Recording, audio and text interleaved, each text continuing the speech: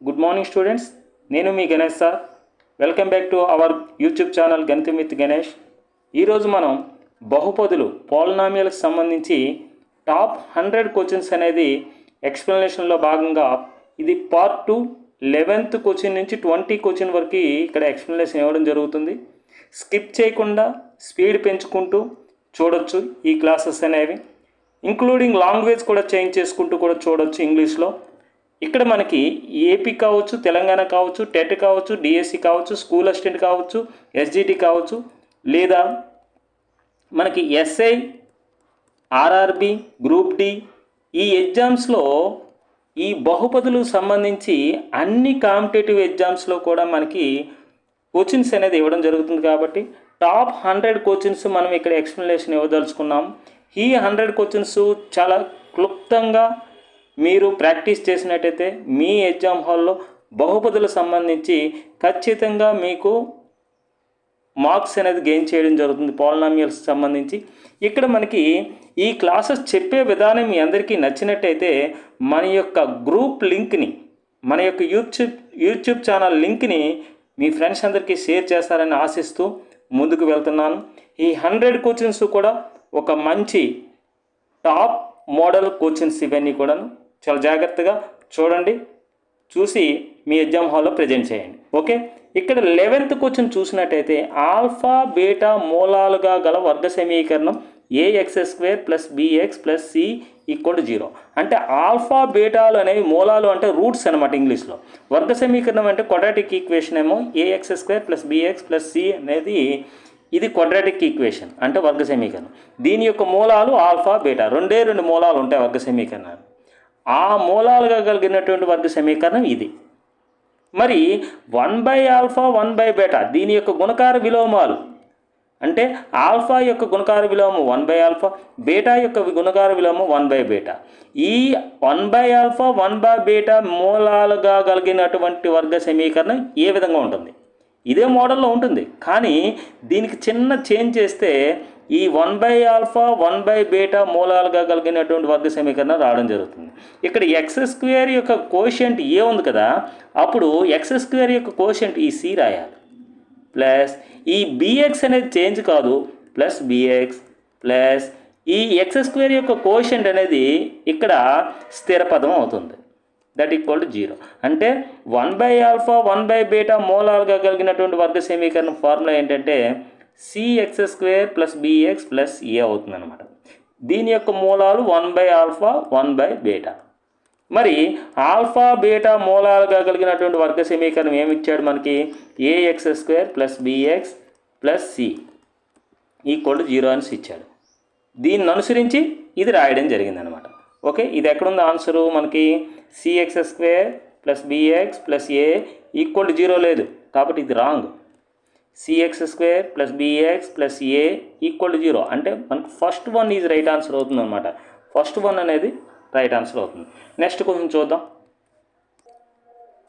ఈ 12th question చూసినట్టయితే x = √6 + √6 + √6 + etcetera so on infinite terms అనమాట. ఈ విధంగా ఉంటే అయితే x విలువ ఎంత అని అడిగాడు. ఇక్కడ రూట్ లోపల 6 అనేది రిపీట్ అవుతుంది. ఆ 6ని 2 conjugative numbers, product of 2 conjugative numbers కింద రాయగలరు. 2 × 3 అంటే కాంజుగేటివ్ నెంబర్స్ అంటే 2 వరుస సంఖ్యల లబ్ధంగా రాయగలిగాను 6ని. అందులో ఇక్కడ మధ్యలో ప్లస్లు ఉంటే 3 ఆన్సర్ అవుతుంది, అంటే దీని ఆన్సర్ 3 అనమాట. ఒకవేళ మైనస్లు ఉంటే, మధ్యలో మైనస్లు ఉంటే స్మాలెస్ట్ నెంబర్ 2 అవుతుంది అన్నమాట, అంతే దీని ఆన్సర్.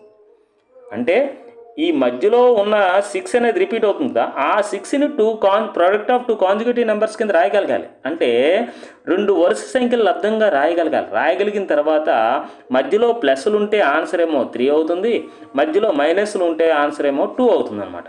ఇటువంటి టైప్ ఆఫ్ క్వశ్చన్స్ అనేది టెట్లో కావచ్చు, డిఎస్సిలో కావచ్చు, మనకి ఏపీలో కావచ్చు, తెలంగాణలో కావచ్చు మనకి ఇవ్వడం జరుగుతుంది. అదేవిధంగా ఎస్ఐకి కూడా ఇవ్వడం జరుగుతుంది, కానిస్టేబుల్ ఎగ్జామ్కి కూడా ఇవ్వడం జరుగుతుంది, ఆర్ఆర్బి ఎగ్జామ్కి కూడా, ఆర్ఆర్బి గ్రూప్ డిలో కూడా ఇటువంటి మోడల్ క్వశ్చన్స్ ఇవ్వడం జరుగుతుంది. ఒకవేళ మధ్యలో ఇచ్చినటువంటి 6 అనేది 2 వరుస సంఖ్యల లబ్ధంగా రాయలేని సంఖ్య ఇచ్చినట్టయితే ఏం చేయాలి? అన్నది ఇప్పుడు నెక్స్ట్ క్వశ్చన్ చూద్దాం.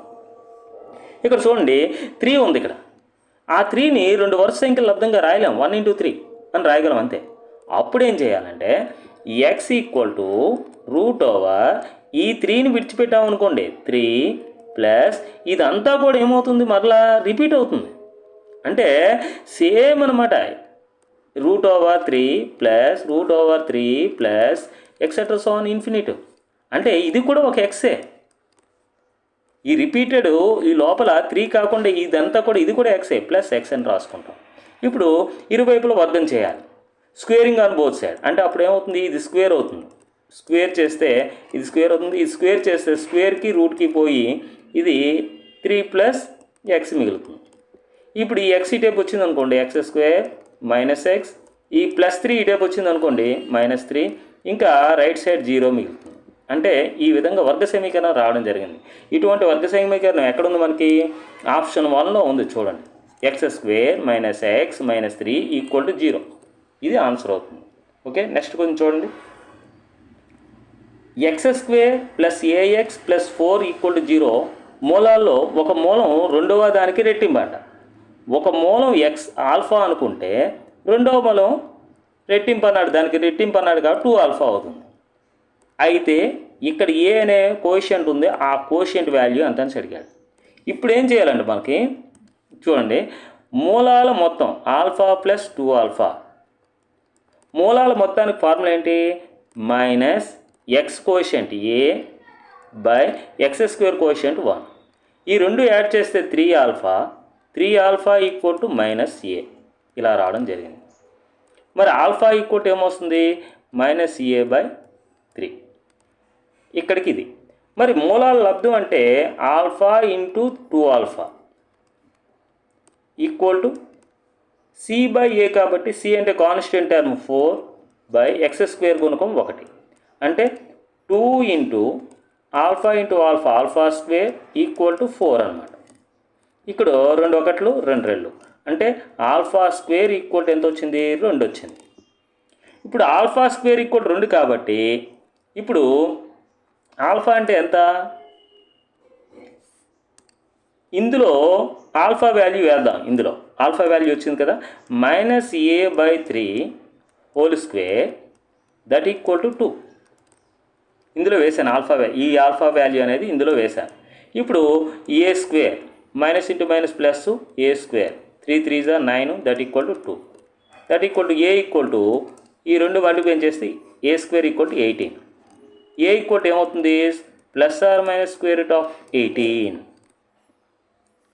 అంటే మన ఆన్సర్ అనేది second option is right answer అవుతుంది. ఓకే, నెక్స్ట్ కొంచెం చూడండి.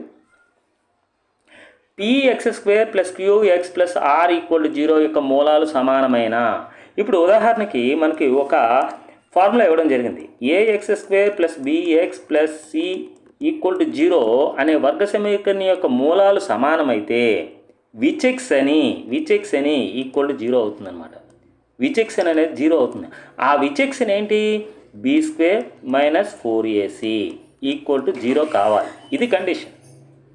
ఇప్పుడు దీని యొక్క మూలాలు సమానమైతే, ఈ వర్గ సమీకరణం యొక్క మూలాలు సమానమైతే విచెక్సన్ అనేది 0 కావాలి. విచెక్సన్ అంటే b² - 4ac, అది 0 కావాలి. అలాగే దీనికి అనుగుణంగా ఉన్నటువంటి ఇక్కడ మనకి px² + qx + r అనేది ఒక వర్గ సమీకరణం ఇచ్చాడు. మరి దీని యొక్క విచెక్సన్ కూడా 0 కావాలి.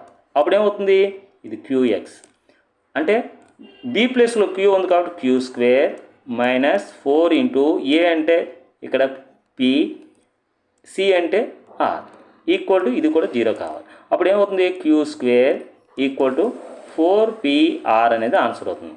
q² = 4pr. Second option is right answer అవుతుంది. ఓకే, నెక్స్ట్ కొంచెం చూడండి. ఇక్కడ మనకి y = mx², m > 0, రేఖాచిత్రాలు డాష్ పాదాల్లో ఉంటాయి. చాలా జాగ్రత్తగా ఇది చేయాలి. ఇక్కడ మనకి y మనకేమిచ్చాడు, mx² అని ఇచ్చాడు. m 0 కన్నా చూడండి, m వాల్యూ 0 కన్నా పెద్దది తీసుకోమన్నాడు. 0 కన్నా పెద్దది అంటే 1 తీసుకోవచ్చు. m వాల్యూ అనేది 1 తీసుకోవచ్చు, మన ఇష్టం. అప్పుడు ఏమవుతుంది, ఎం ప్లేస్లో 1 వేసినట్టయితే y equal to x square. ఈ y equal to x square రేఖని ఒకసారి మనం గీచి చూద్దాం. y equal to x square అనే రేఖని గీయాలంటే ముందు ఎక్స్ అనేది 0 వేసుకున్నాం అనుకో, y వాల్యూ కూడా 0 అవుతుంది. ఎక్స్ ప్లేస్లో 1 వేసాం అనుకో, y వాల్యూ కూడా 1 అవుతుంది.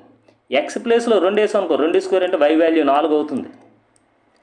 ఎక్స్ వాల్యూ -1 వేసాం అనుకోండి, -1 హోల్ స్క్వేర్ అంటే y వాల్యూ 1 అవుతుంది.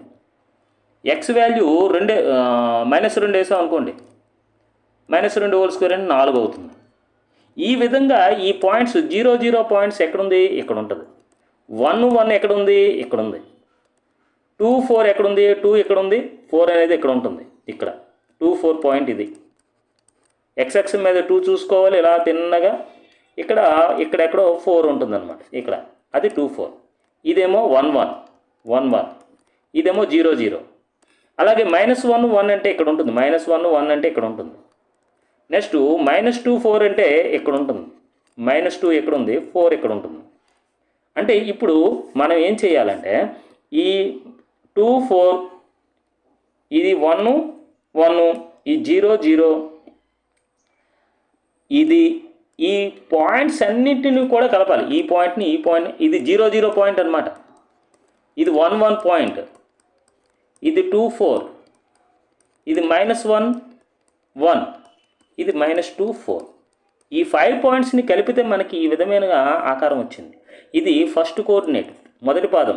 ఇది రెండవ పాదం, ఇది మూడవ పాదం, ఇది నాలుగవ పాదం. అంటే y equal to x square అంటే y equal to mx స్క్వేర్లో m అనేది 0 కన్నా పెద్దదైతే, m అనేది 0 కన్నా పెద్దదైతే అంటే m వాల్యూ 1 అనుకుందాం. అప్పుడు ఏమవుతుంది, y equal to x square. ఈ y equal to x square graph గీసినట్టయితే 1వ పాదంలోను 2వ పాదంలోని ఈ గ్రాఫ్ కనిపించడం జరిగింది. కాబట్టి మనకి చూడండి, రేఖాచిత్రాలు y equal to mx square రేఖాచిత్రాలు ఏ పాదాల్లో ఉంటాయి, 1, 2 పాదాల్లో ఉంటాయి. Answer first option is right answer అవుతుంది. ఈ విధంగా మనం చేసుకోవాలి. ఓకే, నెక్స్ట్ క్వశ్చన్ చూద్దాం.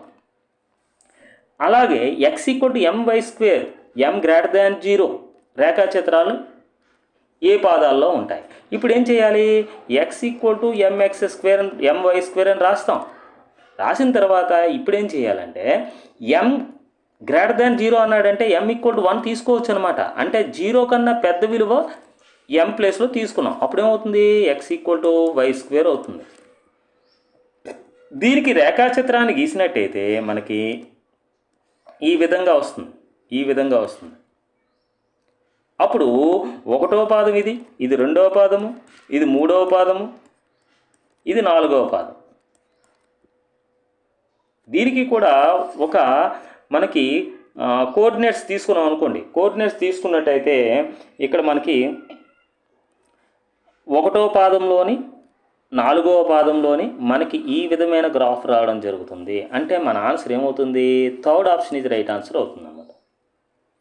దీనికి ఉన్నటువంటి మనకి ఉదాహరణకి దీనికి ఏ విధంగా క్రమయుగ్మాలు వస్తాయంటే 0, 0 x 0 అయితే y వాల్యూ 0 అవుతుంది. లేదా y వాల్యూ 0 వేసుకున్నట్టయితే x వాల్యూ 0 అవుతుంది. ఇది x, ఇది y అనుకుందాం. 0, 0. నెక్స్ట్ అదేవిధంగా 1, 1, అదేవిధంగా 4, 2, అదేవిధంగా 9, 3. ఈ విధమైన క్రమయుగ్మాలు రావడం జరుగుతుంది. ఇది x కోఆర్డినేట్, ఇవి y కోఆర్డినేట్స్. నెక్స్ట్ 1, -1.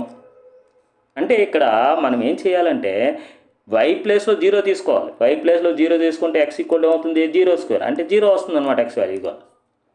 ఇక్కడ మనకి y ప్లేస్లో 1 తీసుకోవాలి. y ప్లేస్లో 1 తీసుకున్నాం అనుకోండి, x ఈక్వల్ టు 1 స్క్వేర్ అంటే x ఈక్వల్ టు ఏమొచ్చింది, 1 వచ్చింది. నెక్స్ట్ మనము y ప్లేస్లో ఈసారి ఏం తీసుకోవాలి, 2 తీసుకోవాలి. y ప్లేస్లో 2 తీసుకున్నాం అనుకోండి, x ఈక్వల్ టు ఏమవుతుంది, 2 స్క్వేర్ అంటే ఎంత వచ్చింది, x వాల్యూ 4 వచ్చింది. అలా మైనస్లు కూడా -2 తీసుకోండి. -2 తీసుకున్నా 4 వస్తుంది. -3 తీసుకోండి, అప్పుడు 9 వస్తుంది. ఈ వాల్యూస్ అన్నిటిని కూడా ఇలాగా ఈ విధంగా రేఖాచిత్రం రావడం జరుగుతుంది అనమాట. దీనినే x equal to my square రేఖాచిత్రం అంటారు. ఈ రేఖాచిత్రం 1వ పాదము 4వ పాదంలో ఉంటాయి. ఓకే, నెక్స్ట్ క్వశ్చన్ చూడండి. x² + kx + 4 = 0 మూలాలు సమానమైన k విలువ ఎంత? మూలాలు సమానము, ఇప్పుడు ఒక ఫార్ములా ఉంది మనకు ఆల్రెడీ, ax² + bx + c = 0. ఇది ఒక వర్గ సమీకరణం. ఈ వర్గ సమీకరణానికి మూలాలు సమానమైనట్టయితే విచక్షణ అనేది 0 కావాలి. అంటే b² - 4ac = విచక్షణ 0 కావాలి. ఇక్కడ b అంటే ఏముంది, k ఉంది, k² - 4ac 4 ఇంటూ ఏ వాల్యూ ఎంత ఉంది అంటే x² కోషియంట్ అనమాట 1 ఉంది. సి వాల్యూ కాన్స్టెంట్ టర్మ్ ఏముంది 4 ఉంది. దట్ ఈక్వల్ ఏమవ్వాలి 0 అవ్వాలి. ఇప్పుడు చేసినట్టయితే k² 4 1 4 4 4 16 -16 అటే వెళ్తే ఏమవుతుంది +16 అవుతుంది. అప్పుడు దీనికి రూట్ పెట్టండి, దీనికి రూట్ పెట్టండి, స్క్వేర్కి రూట్కి పోతే k ఈ రూట్ 16 అంటే +or -4 అని రాయాలి. అంటే మన ఆన్సరు థర్డ్ ఆప్షన్ ఇది రైట్ ఆన్సర్ అవుతుంది. నెక్స్ట్ కొంచెం చూడండి. ఇక్కడ మనకి ఏమి ఇచ్చాడంటే x² + qx x² + px + q = 0 యొక్క ఒక మూలం 2 మరియు p² = 4q ఆయన రెండవ మూలం ఎంత అని అడిగాడు. ఇది చాలా ఈజీగా చేయొచ్చు, చెప్తాను చూడండి. ఒక మూలం ఏమో 2 అనేసి ఇచ్చాడు. కండిషన్ ఏమిచ్చాడు p² = 4q అనేసి ఇచ్చాడు. అసలు x² + px + q = 0 ఇక్కడ ఉన్నటువంటి వర్గ సమీకరణం. ఇక్కడ మనకి b² - 4ac చూద్దాం ఒకసారి. b² - 4ac అనేది ఏంటి? ఇక్కడ b² - 4ac అంటే b అంటే p² - 4 ఇంటూ ఏ వాల్యూ ఎంత 1 ఇంటూ సి అంటే q ఎంత వచ్చింది మనకి p² - 4q వచ్చింది. ఇది 0 అయ్యింది అనుకోండి, ఇది 0 అయ్యింది అనుకోండి, అప్పుడు ఏమవుతుంది p² = 4q అవుతుంది. ఈ కండిషన్ ఇచ్చాడంటే అర్థం ఏంటి? ఈ కండిషన్ ఇచ్చాడంటే ఇది కూడా అవుతుంది. ఇది అవుతుంది అని అంటే అర్థం ఏంటి? b² - 4ac = 0 అవుతుంది అని అర్థం. b² - 4ac ఒక వర్గ సమీకరణంలోని b² - 4ac = 0 అయితే మూలాలు సమానము. 2 మూలాలు ఉంటాయి, ఆ 2 మూలాలు కూడా సమానము, మూలాలు సమానం అని అర్థం. b² - 4ac = 0 అయ్యింది. ఎందుకు? p² = 4q అన్నాడు. p² - 4q ఏమవుతుంది 0 అవుతుంది. అంటే ఈ వర్గ సమీకరణానికి b² - 4ac = 0 అవుతుంది. అంటే మూలాలు సమానము. ఆల్రెడీ ఒక మూలం తెలుసు 2 అని, మరి రెండవ మూలం ఏమవుతుంది? ఇదే మూలం అవుతుంది, 2 అవుతుంది. ఎందుకంటే ఈ 2 మూలాలు సమానం కాబట్టి రెండవ మూలం కూడా 4 అవుతుంది. Next question. x² - 6x + 8 > 0 యొక్క సాధన అన్నాడు. ఇక్కడ మనము కండిషన్ రాసుకోవాలి. ఏంటి కండిషను? ax² + bx + c > 0 అని ఇచ్చాడు అనుకోండి. దీని యొక్క మూలాలు ఆల్ఫా బీటాలు అయ్యాయి అనుకోండి. ఆల్ఫా బీటాల మధ్య ఉండదు సాధన, మధ్య ఉండదు సాధన అంటే దీని యొక్క సొల్యూషన్ అన్నమాట. సొల్యూషను దీని యొక్క మూలాలు ఈ 2 అయ్యాయి అనుకోండి, ఆల్ఫా బీటాలు 2 అయ్యాయి అనుకోండి, అప్పుడు ఈ ఆల్ఫా బీటాల మధ్య ఉండదన్నమాట. ఉదాహరణకి దీని యొక్క మూలాలు ముందు కనుక్కుందాం. ఏంటి ఆ మూలాలు ఎలా కనుక్కోవాలంటే x² - 6x + 8 దీని మూలాలు కనుక్కుందాం. ఏం లేదు, ఈ 8 ఉంది కదా, ఇది 1 ఏంటి 8 అయ్యే విధంగా మనము ఈ కలిపితే -6 అవ్వాలి, మల్టిప్లికేషన్ చేస్తే 8 అవ్వాలి. అటువంటివి 2 4 తీసుకోవాలి. 2 4 8 ఓకే అయిపోయింది. కానీ -6 అవడం లేదు కలిపితే. -2 -4 కలిపితేనే -6 అవుతుంది. మైనస్ ఇంటూ మైనస్ ప్లస్ 2 4 8 +8 సరిపోయింది. గుణిస్తే ఈ 2 గుణిస్తే ఈ +8కి ఈక్వల్ అవ్వాలి. ఈ 2 కలిపితే -6కి ఈక్వల్. ఆ విధంగా సెట్ చేసుకోవాలి. అప్పుడు x² - 2x - 4x +8. X into X minus 2 common తీస్తున్నాను. ఈ రెండిట్లో కామన్ తీసినట్టయితే -2ని X minus 2 X minus 2 into ఇక్కడ 4 ఇది ఎక్స్ మైనస్ 4 అంటే 2, 4 మూలాలు అవుతాయి అన్నమాట. అంటే 2, 4ల మధ్య ఉండదు, గ్రేటర్ దాన్ ఉంది కాబట్టి మధ్య ఉండదు. అంటే 2, 4ల మధ్య ఉండదు అంటే అర్థం ఏంటంటే, ఇప్పుడు సంఖ్యారేఖ ఈ విధంగా తీసుకున్నాం అనుకోండి, ఇది 0, ఇది 1, ఇదేమో 2, ఇదేమో 3, ఇదేమో 4, ఇదేమో 5, ఇదేమో 6, ఇదేమో 7 ఇలా తీసుకున్నాం అనుకోండి. ఈ 4 కన్నా ఈ 2 కన్నా చిన్నదైనా అవుతుంది, ఈ 4 కన్నా పెద్దదైనా అవుతుంది. అంటే దీని యొక్క సాధన అంటే 2కి 4కి మధ్యలో ఉండవు అన్నమాట. 2 కన్నా పెద్దదైనా అవుతుంది, 4 కన్నా పెద్దదైనా అవుతుంది, 2 కన్నా చిన్నదైనా అవుతుంది. అంటే 2కి 4కి మధ్యలో ఉండదు అనేసి కండిషన్ అన్నమాట. ఇలా గ్రేటర్ దాన్ ఇచ్చినప్పుడు ఇలా ax² + bx + c యొక్క మూలాలు ఆల్ఫా బీటాలు అయితే, ఇలా గ్రేటర్ దాన్ ఉన్నప్పుడు ఆల్ఫా బీటాల మధ్య సాధన ఉండదు అని అర్థం అనమాట. ఓకేనా? అయితే ఇక్కడ ఈ కండిషన్ అనేది ఎక్కడ అప్లై అవుతుందంటే, ఇక్కడ చూడండి, ఎక్స్ అనేది సాధన కదా, ఆ సాధన అనేది చూడండి, ఇక్కడ ఎక్స్ <2 అన్నాడు. అంటే 2 కన్నా చిన్నది, 2 కన్నా చిన్నది అంటే ఇదే కదా. మరి ఇక్కడ చూడండి, ఎక్స్ > 4 అన్నాడు. అంటే 4 కన్నా పెద్దది ఎక్స్ వాల్యూ, 4 కన్నా పెద్దది అంటే ఇటువైపే కదా. అంటే మన ఆప్షన్, థర్డ్ ఆప్షన్ ఇది రైట్ ఆన్సర్ అవుతుంది అనమాట. చాలా జాగ్రత్తగా ఈ కండిషన్ గుర్తు పెట్టుకోండి. ax² + bx + c ఈజ్ > 0 అన్నప్పుడు దీని యొక్క మూలాలు ఆల్ఫా బీటాలు అయితే సాధన అనేది ఆల్ఫా బీటాల మధ్య ఉండదు. ఓకేనా? ఈ విధంగా మనకు ఈ క్వశ్చన్స్కి ఆన్సర్స్ అనేవి టాప్ 100 క్వశ్చన్స్ కూడా మనం కంప్లీట్ చేయడం జరుగుతుంది. ఇది కంప్లీట్ చేసిన తర్వాత మనకి నెక్స్ట్ టాపిక్కి వెళ్ళడం జరుగుతుంది. నెక్స్ట్ టాపిక్ కూడా అదే విధంగా మనకి ప్రతి టాపిక్కి కూడా మనకు 100 క్వశ్చన్స్, టాప్ 100 క్వశ్చన్స్ చెప్పడం జరుగుతుంది. ఓకే, ఈ క్లాసెస్ చెప్పే విధానం మీకు నచ్చినట్టయితే మీ ఫ్రెండ్స్ అందరికీ షేర్ చేయండి, ఖచ్చితంగా లైక్ చేయండి, కామెంట్ చేయండి. ఓకే, ఇంటర్మీడియట్ సిలబస్ కూడా చెప్పడం జరుగుతుంది ఫ్యూచర్లో. Okay, thank you.